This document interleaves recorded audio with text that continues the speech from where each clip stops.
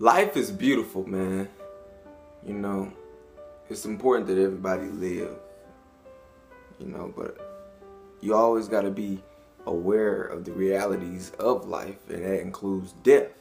And I make this video because, for those who may not know, I just found out that Muhammad Ali has passed away. Arguably the greatest boxer, the greatest heavyweight in the history of the sport. And I just want to make this video to talk about what Muhammad Ali meant to me. When I think of Muhammad Ali, man, I think of someone of legendary status, man, almost like a martyr, right? This was a man who was more than just a boxer, right? He was an activist, he was a hero, he was a real hero, and he was a man's man. And I call Muhammad Ali a man's man because he was willing to die or go to jail behind what he believed in. See, that's the thing. A man fights for what he believes in, and as a man, you accept the consequences that come with it. You know the consequences behind your actions of whatever it is you're doing. So when stuff hit the fan, you can't cry about it because you knew it. And that's why, for everybody who out there living criminal activities, doing whatever it is, living criminal activities to provide for themselves or provide for whoever, that's your decision. But also know there's consequences behind those actions. So when you get jammed up or get booked, don't go telling on nobody because those are your actions. Don't take nobody else away from their family just because you got caught.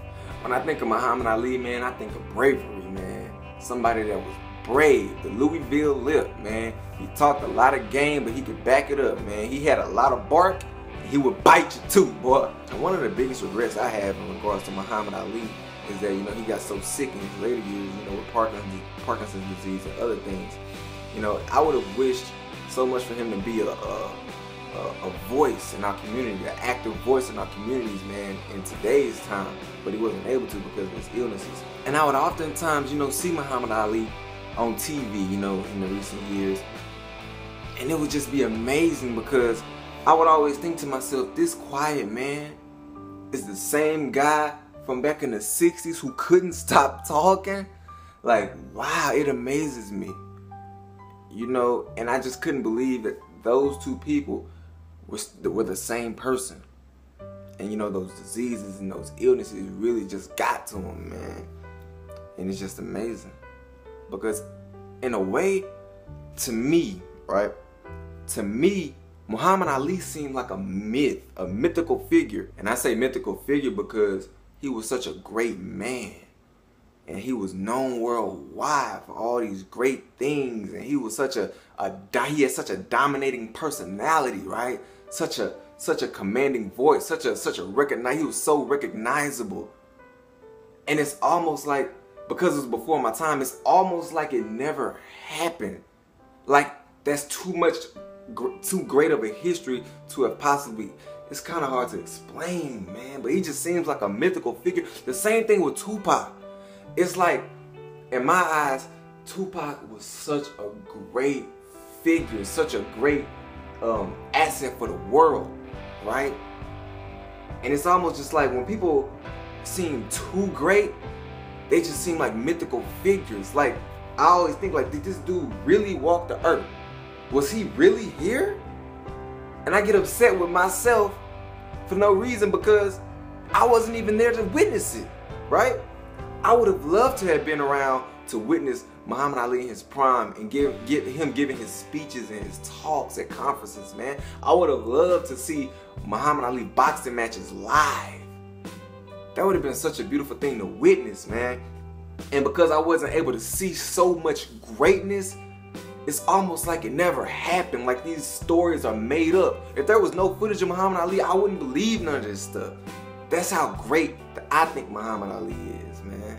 And it's just a shame that he's gone from this world.